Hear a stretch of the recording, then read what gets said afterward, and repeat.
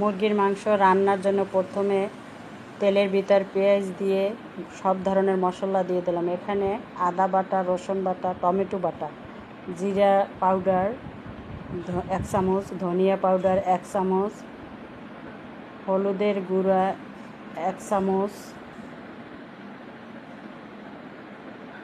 মরিচের গুঁড়া 1 চা চামচ